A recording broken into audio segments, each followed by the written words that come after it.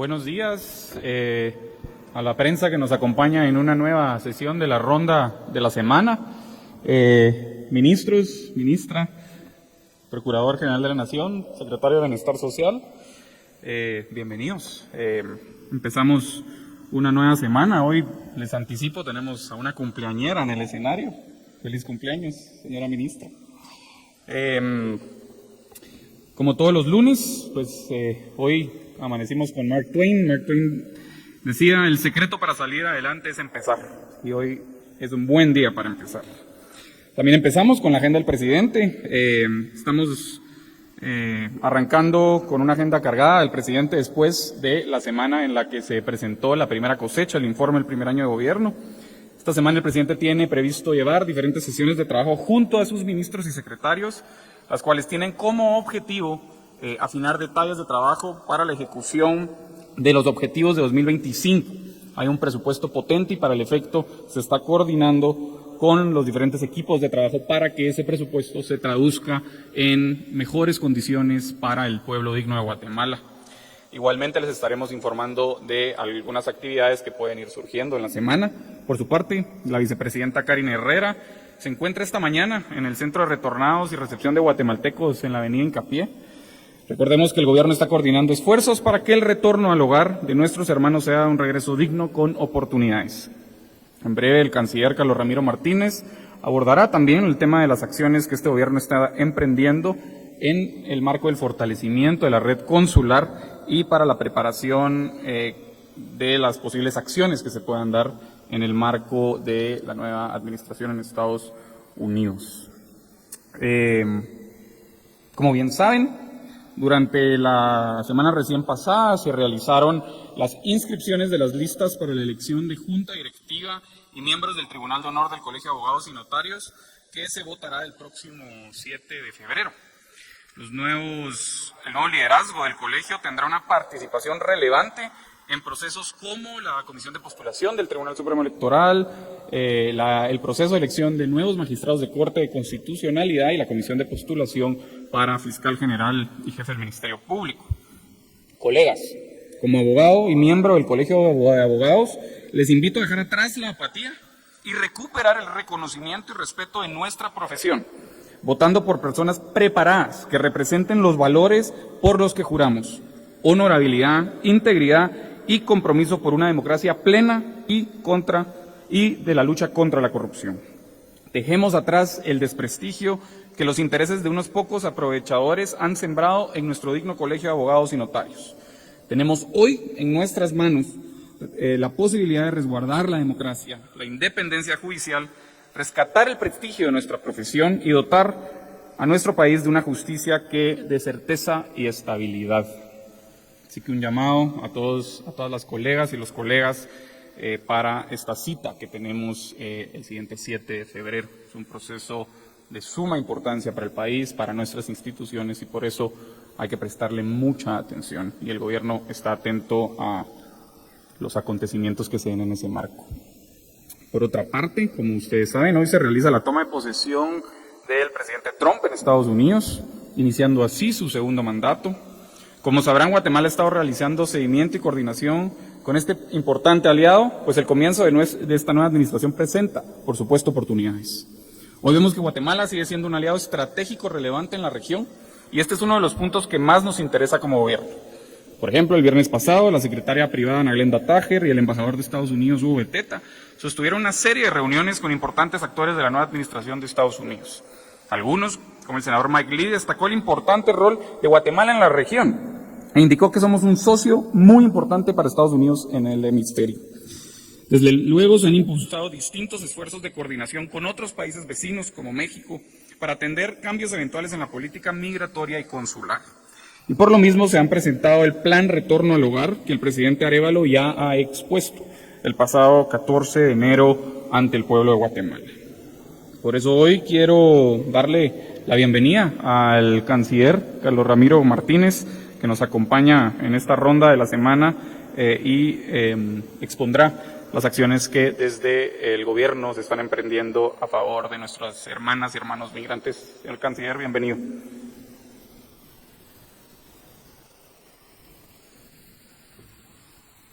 Buenos días, es un gusto estar acá con ustedes, compartiendo alguna información desde el Ministerio de Relaciones Exteriores alrededor de lo que hemos venido haciendo y trabajando en las últimas semanas, meses diría yo.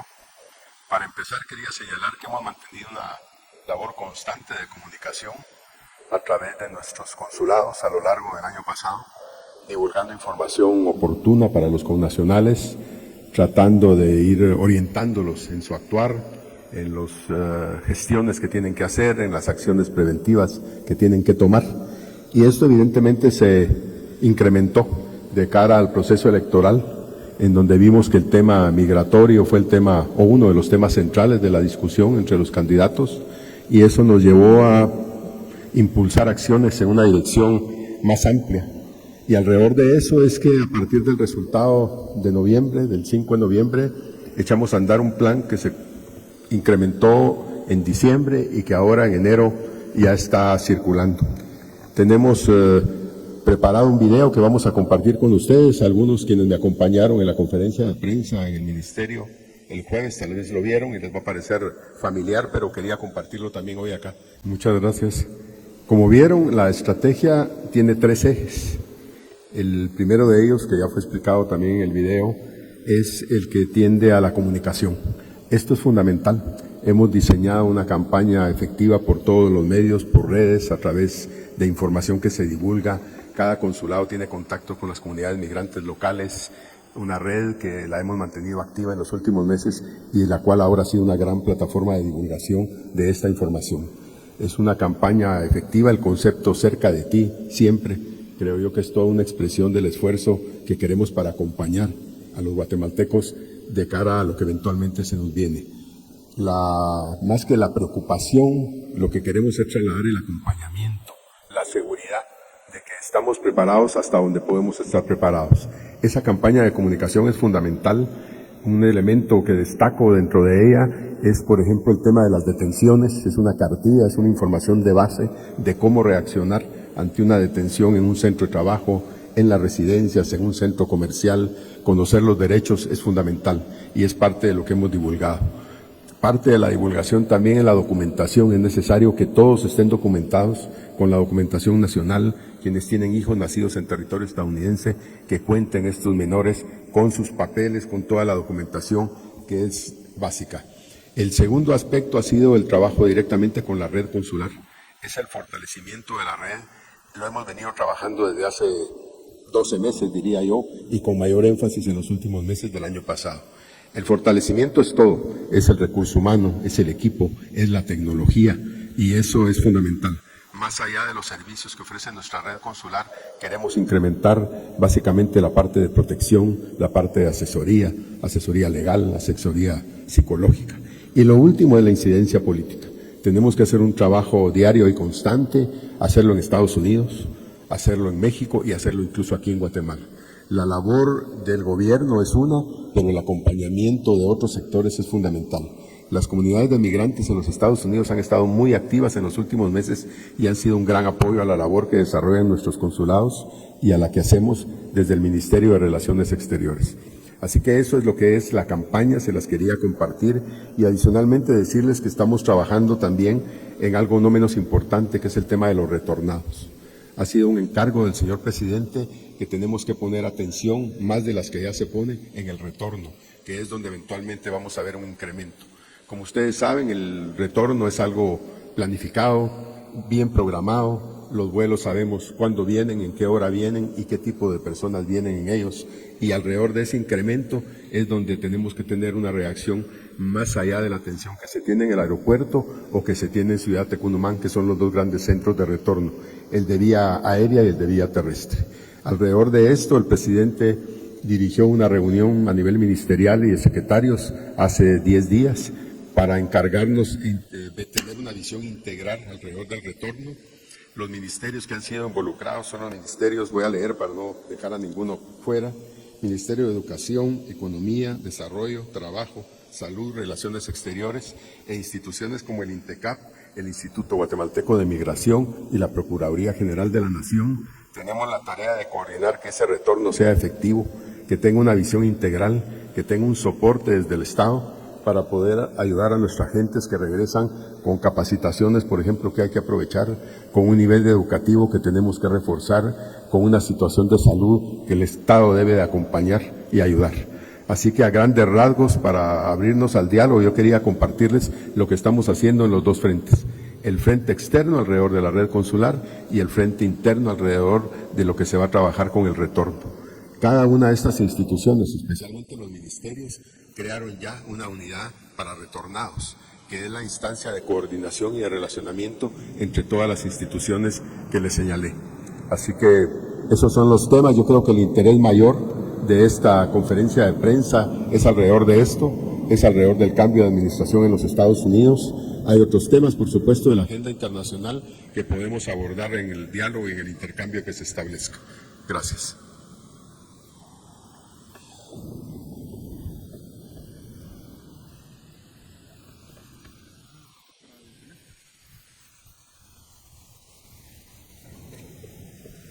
Gracias, señor canciller, y como siempre dejaremos el espacio de preguntas para el final de la conferencia. En todo caso, también es un día oportuno para conectarnos, ¿no?, con nuestro embajador en Estados Unidos. Él se encuentra ya participando en las sesiones justamente de la toma de posesión del presidente Trump. Hola, embajador Beteta, ¿nos escuchas? Gracias, Palomo. Saludo a nuestro canciller y a todos los medios de comunicación. Gracias, Hugo. Aquí estás en una ronda de la semana. Queríamos preguntarte cómo está todo en Washington. ¿A qué horas se tiene prevista la toma de posesión y cuáles son los preparativos de cara a la juramentación del presidente Trump? Sí, hoy culmina una semana que ha tenido una agenda intensa de reuniones oficiales. Se estuvo visitando a Glenda Taje, la secretaria privada del presidente, y con ella tuvimos visitas a varios senadores y congresistas, así como participamos en varios almuerzos, cenas y cócteles celebratorios, especialmente con los republicanos. El día de hoy han cambiado los planes. Se vino un vórtex polar a México a Washington con una sensación térmica de menos 11 grados y decidieron pasar la ceremonia de juramentación y transferencia de mandos a la rotonda del Capitolio, hacer una ceremonia mucho más extrema. Vamos a estar todos los jefes de misión acreditados en Washington, pero va a ser mucho más pequeña. En este momento nos encontramos en un cóctel en el Departamento de Estado, en el que arranca el día. Luego nos dirigiremos al Capitolio, a la rotonda, adentro del Capitolio. No va a ser una ceremonia al exterior como usualmente se hace. Y el desfile posterior que se hace en Pennsylvania Avenue y que normalmente atrae a mucha gente, también ha sido cancelado. Y vamos a estar en una recepción en la casa Blair, en Blair House. Esta es la casa donde reciben a los jefes de Estado en Washington. Hoy están dando una recepción para los visitantes oficiales para luego tener una gran celebración en el Washington Convention Center, lo que se llama el Liberty Ball, la fiesta de la libertad. Ayer estuvimos en un evento muy interesante, muy bonito, también en un centro de convenciones en Washington, lo que se llama el MAGA Victory Ball. En fin, ha sido una semana intensa, tanto de reuniones político-diplomáticas como de celebraciones y fiestas aquí en Washington, D.C., aunque a temperaturas bajo cero. Ahorita estamos a menos 4 grados centígrados, por eso estamos a buen recaudo aquí con una recepción en el Departamento de Estado. Excelente, embajador. Pues en primer lugar, que les vaya bien con ese frío extremo que se vive en Washington y que pueda haber una oportunidad importante para poder estrechar las relaciones del gobierno de Guatemala con el gobierno de Estados Unidos. Estaremos atentos a las actualizaciones y muchas gracias por atender esta llamada, la primera virtual en las conferencias de prensa de los lunes. Encantado de acompañarlos.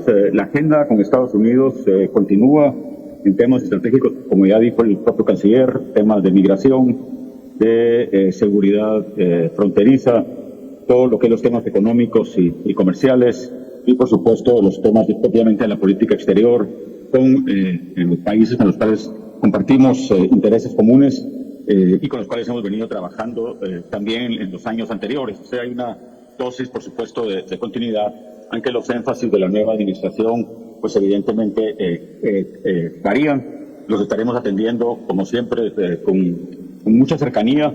Estados Unidos es el principal socio comercial y de inversión de Guatemala, pero también es el lugar donde viven cerca de 3 millones de guatemaltecos. Y eso nos hace que seamos necesariamente países muy, muy cercanos.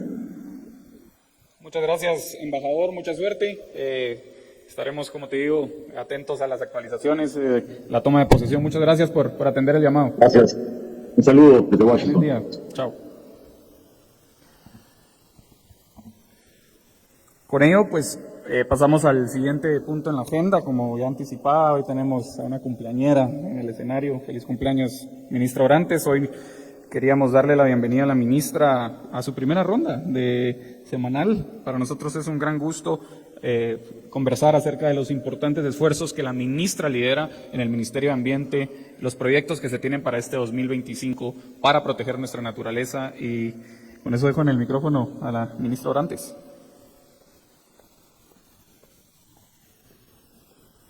Muy buenos días a todas y todos. Gracias por acompañarnos el día de hoy.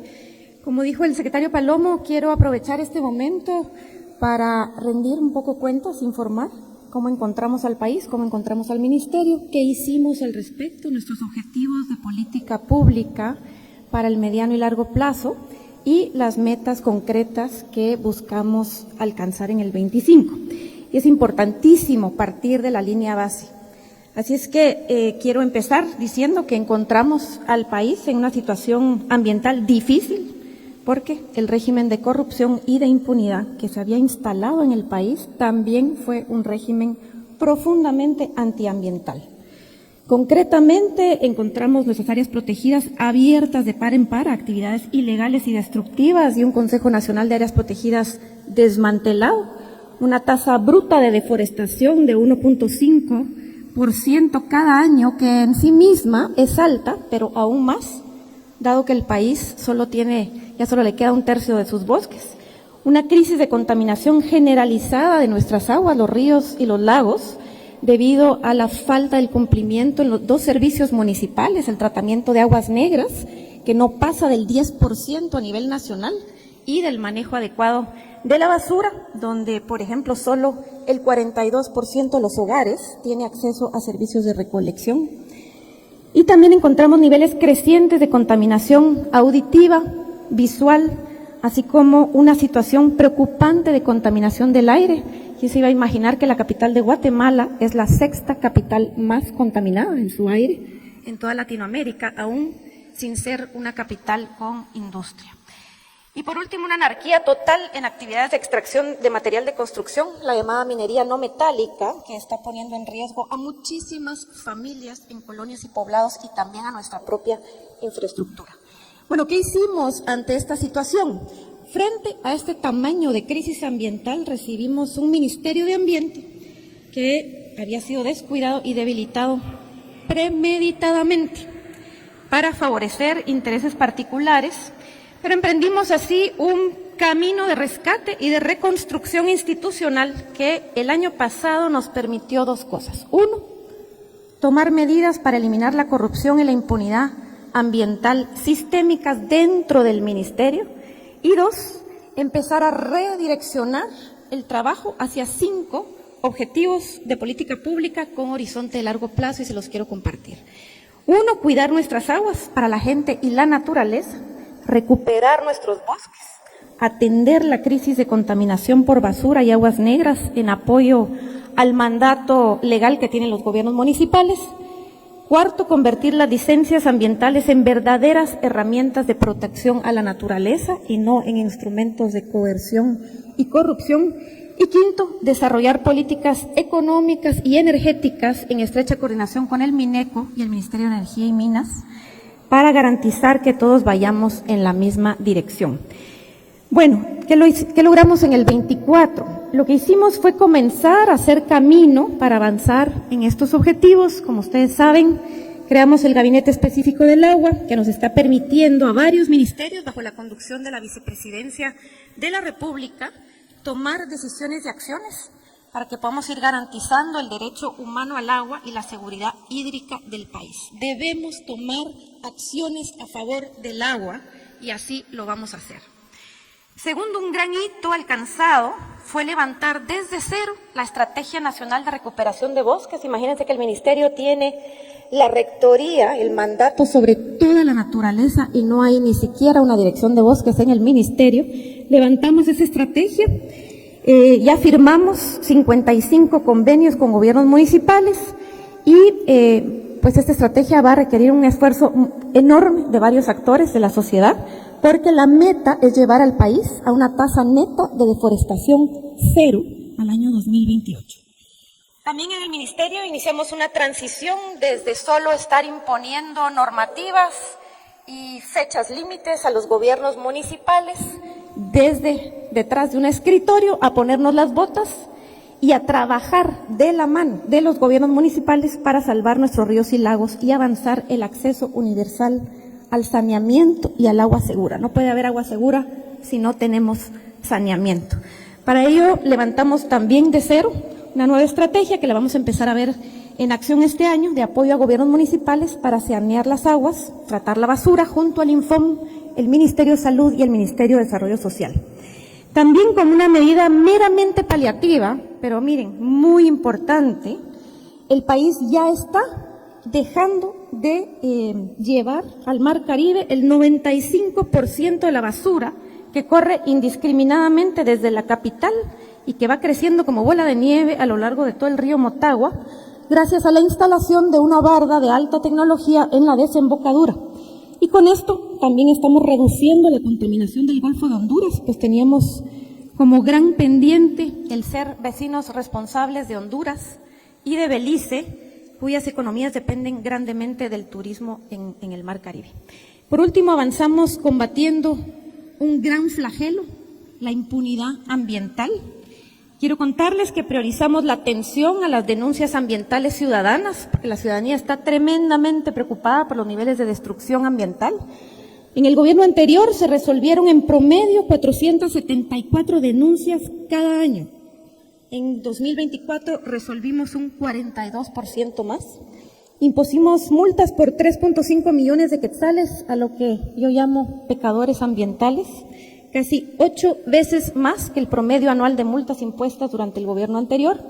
Interpusimos 81 denuncias penales por posibles corrupción y daños ambientales, que de hecho el Ministerio Público ya desestimó 20, las estamos peleando, porque no vamos a dar ni un paso atrás en la lucha contra la impunidad ambiental.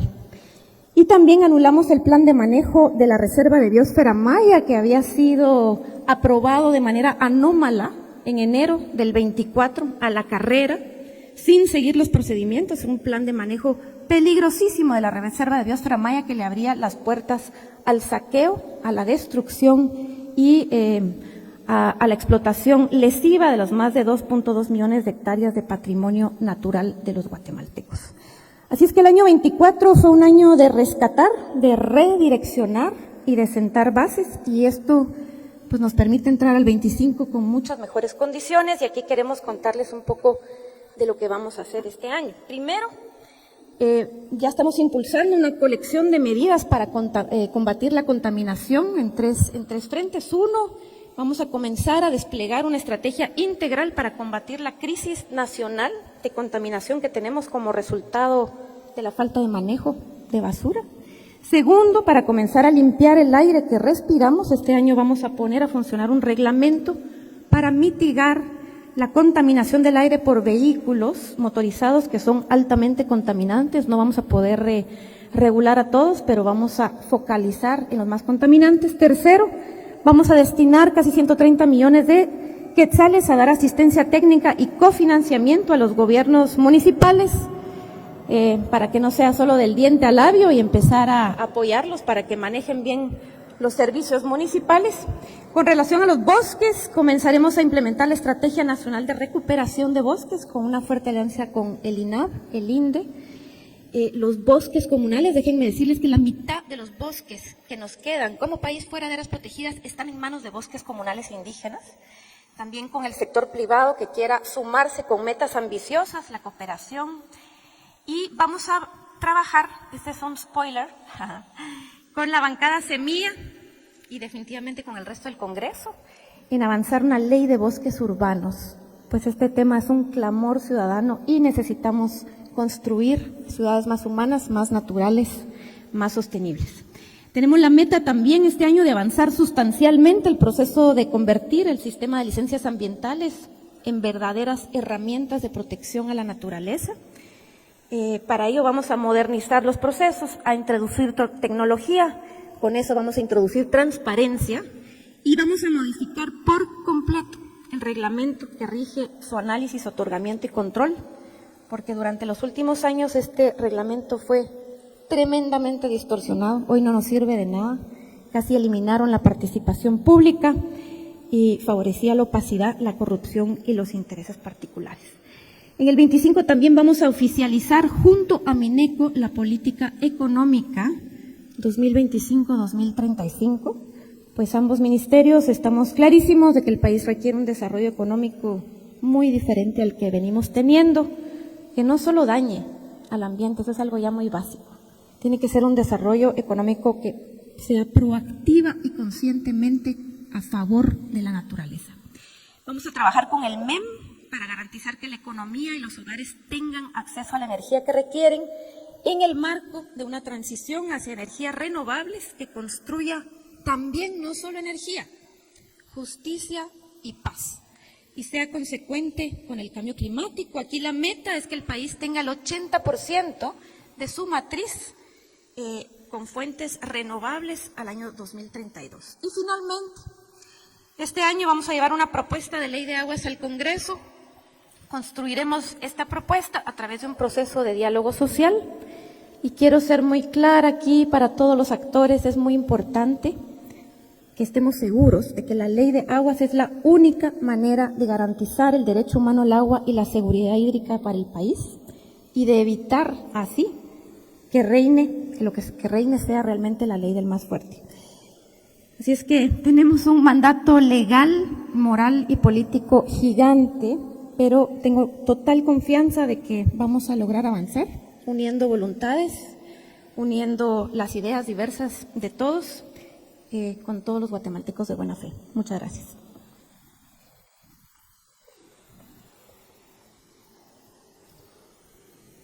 Gracias, ministra, por la presentación muy oportuna. Siguiendo con el orden de la agenda, también queremos darle la bienvenida por primera vez a la ronda de la semana al ministro Miguel Ángel Díaz Bobadilla. Como saben, el ministro asumió la semana pasada, ha tenido una agenda robusta de trabajo que incluyó la visita ayer al kilómetro 44, carretera Palín-Escuintla. Ministro, bienvenido.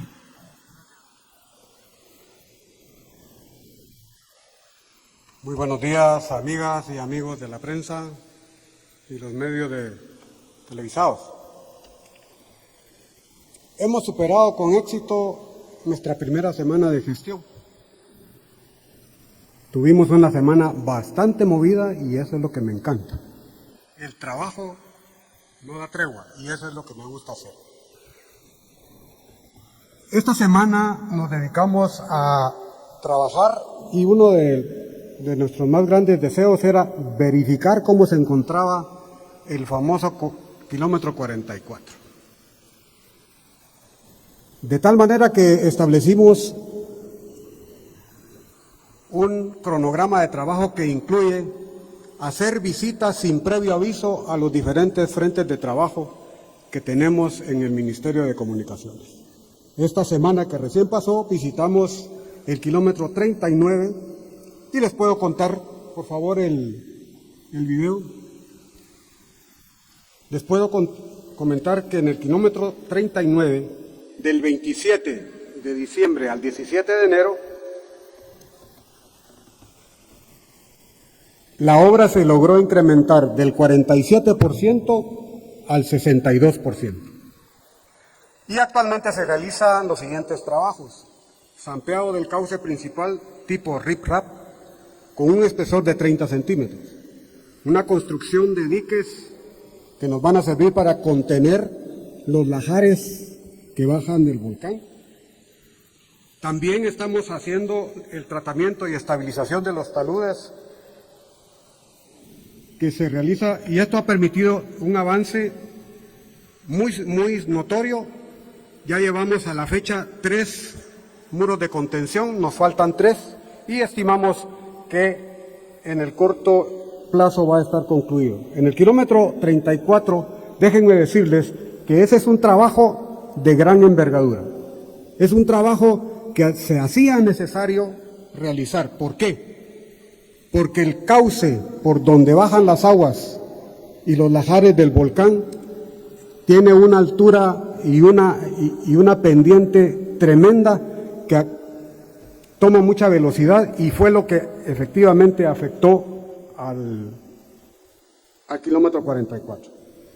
En el kilómetro 44 hemos realizado las siguientes tareas: relleno del cabezal de entrada, terminación del cabezal de salida con concreto de 5.000 PSI, se finalizó el muro de gaviones y se acarreó el material apilado en el arrete central y se mandó al botadero. Se ha iniciado pues la conformación de muros desampeados, se concluyó el retiro del material, como ya les dije, del arrete central, y luego pasamos al kilómetro 45, que el trabajo ahí es menos agobiante que en el kilómetro 44 y en el 39. Ahí el avance ya es del 56% y se está haciendo una excavación estructural para diques, la remoción de estructuras existentes y se está finalizando la excavación de canales en la entrada y salida de las alcantarillas. Por otro lado, en los 3 puntos la obra debe continuar con una hoja de ruta que nos hemos trazado, y eso nos permitirá que a finales del mes de marzo estemos concluyendo el trabajo en el kilómetro 44 que tantos dolores de cabeza nos ha causado a todos los guatemaltecos. En cuanto a las visitas que este ministerio ha realizado, el viernes de la semana pasada tuvimos el honor de representar al señor presidente en la puesta de la primera piedra del CAP, del Centro de Atención Primaria, en el municipio de Ayapocapa, lo cual fue muy satisfactorio y dejó muchas expectativas entre la población. Estamos pues trabajando duro y sin descanso, porque queremos darle a Guatemala lo mejor de nuestro trabajo. Muchas gracias.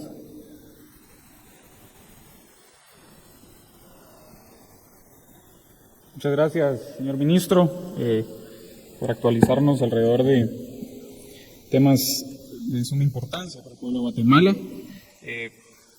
Por último, pues como ven, nos acompaña hoy el Procurador General de la Nación, Julio Saavedra, y el Secretario de Bienestar Social, Marvin Rabanales. Sabemos que hay mucho interés alrededor del caso de la secta Lev Tahor, y quiero darle la bienvenida al Procurador, quien dará declaraciones al respecto de los últimos acontecimientos, y después procederemos a la ronda de preguntas y respuestas. Señor Procurador, bienvenido.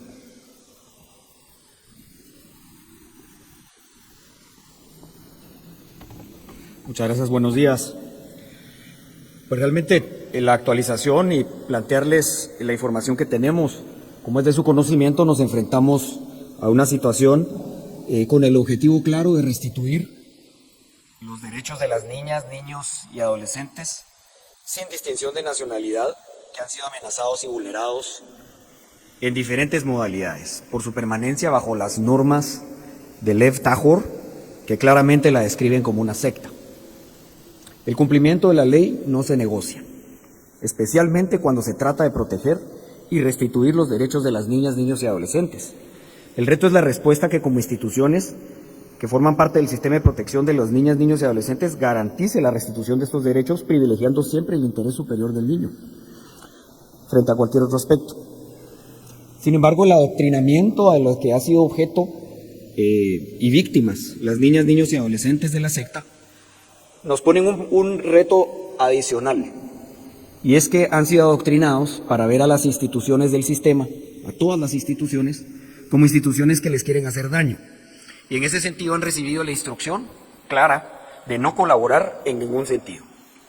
Ustedes han visto cómo sistemáticamente se niegan a proporcionar nombres y documentos que puedan demostrar y acreditar la afiliación, la paternidad y filiación, por ejemplo. se niegan sistemáticamente, y esto es vulnerador de derechos fundamentales, a permitir la identificación, la individualización de las niñas, niños y adolescentes. Incluso aspectos tan graves como los que motivaron las alertas Alba Kenneth, que más adelante me voy a referir. Quisiera plantearles que desde la Procuraduría General de la Nación tenemos algunos objetivos de corto plazo. El primero de ellos es que en esta semana vamos a avanzar con las audiencias en los procesos individuales que ya fueron planteados, ya fueron promovidos. Estas audiencias individuales marcan un paso importantísimo en los procesos de restitución de derechos en favor de las niñas, niños y adolescentes que son víctimas de esta secta Leftahur. Estas audiencias y estas audiencias que se tienen programadas marcan también el momento en el cual Procuraduría General de la Nación va a poder presentar los hallazgos de las investigaciones que hemos ido avanzando. Sin embargo, hay aspectos importantísimos en el marco de estas investigaciones. Aspectos como las citaciones a los supuestos padres y madres que se les han notificado reiteradamente a los miembros de esta secta. Tenemos documentadas por lo menos 4 o 5 intentos y citaciones que se les han hecho, y lo que hacen es presentarse pero no querer identificarse. Esto reitera ese comportamiento negativo, nocivo para los derechos, para la restitución de los derechos fundamentales de las niñas, niños y adolescentes que son víctimas de esta secta. No permitirles su identidad y no permitirles que se identifiquen. Eso es obviamente contrario a sus derechos. También necesitamos ir avanzando para estas audiencias y para de las más de 145 que vendrán en los procesos individuales, llevar a cabo estudios psicosociales para establecer los derechos que han sido amenazados y vulnerados, y la identificación de posibles recursos familiares idóneos. Obviamente, los supuestos padres, que son los principales agresores de los derechos de las niñas, niños y adolescentes, no pueden a priori ser considerados un recurso familiar idóneo, cuando es notorio, y además también vamos a ponerlo en evidencia en las investigaciones y en los resultados de las mismas, que son los principales vulneradores. Como les planteaba, los aspectos como negarle a las niñas, niños y adolescentes que puedan ser identificados, eso ya marca por lo menos el incumplimiento y la vulneración de un derecho fundamental.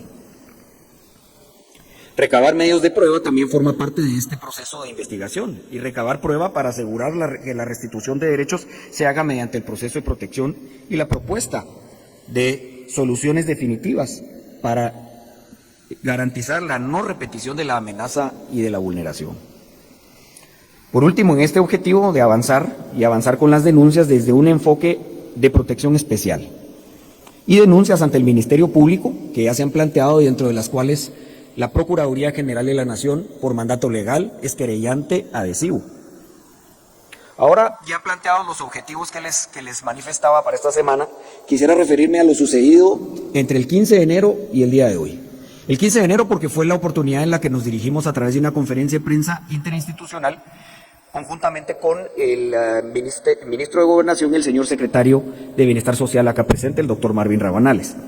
¿Qué ha sucedido? Primero, voy a hablar desde la Procuraduría General de la Nación, y en su momento, y entiendo seguidamente, el doctor Rabanales se referirá a lo pertinente desde la Secretaría de Bienestar Social.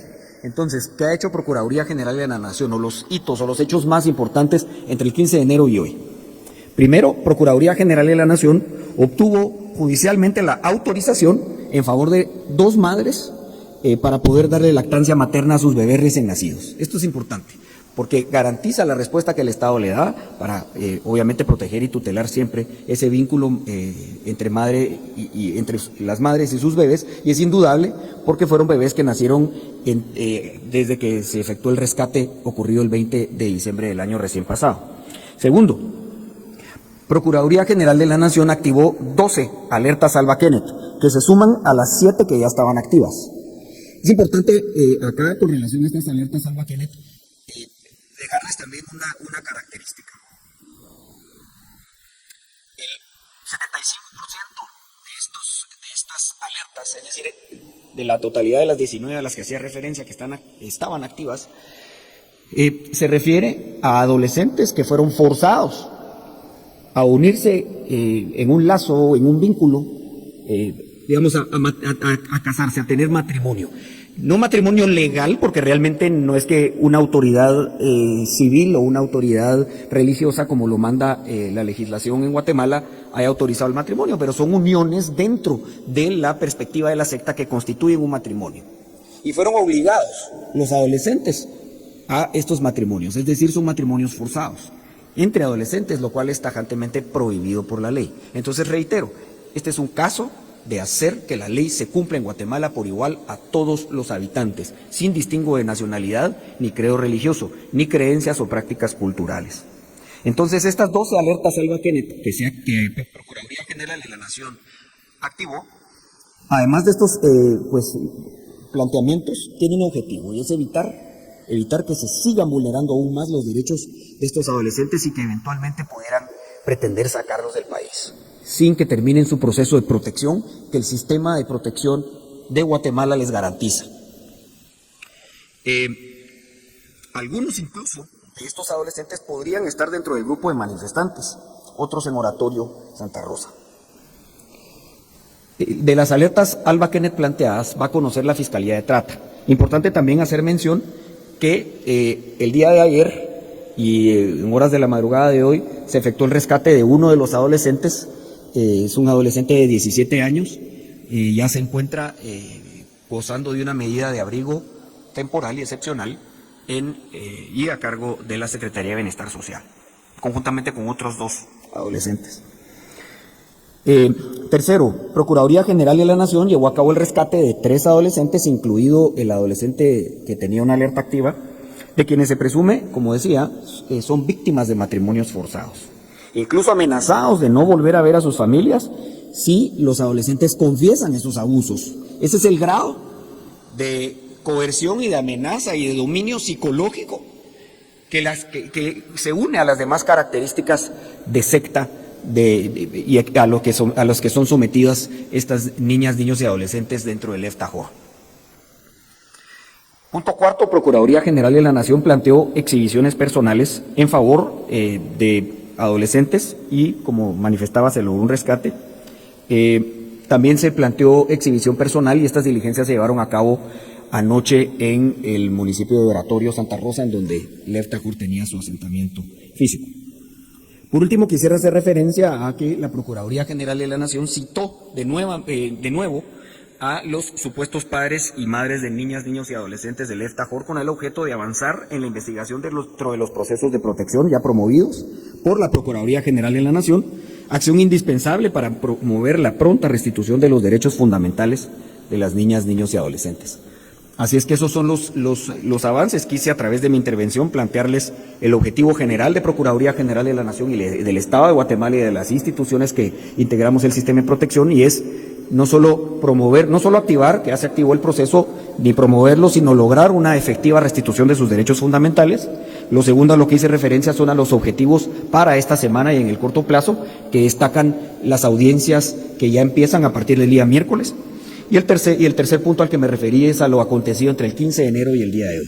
Así es que, sin más, agradezco el espacio y quedo sujeto a las preguntas que entiendo más adelante se abrirá ese espacio. Vamos a aprovechar también que está aquí el doctor Marvin Rabanales, secretario de Bienestar Social, quien dará también una actualización alrededor del caso. Secretario. Muy buenos días a todas y todos, amigos y amigas de la prensa.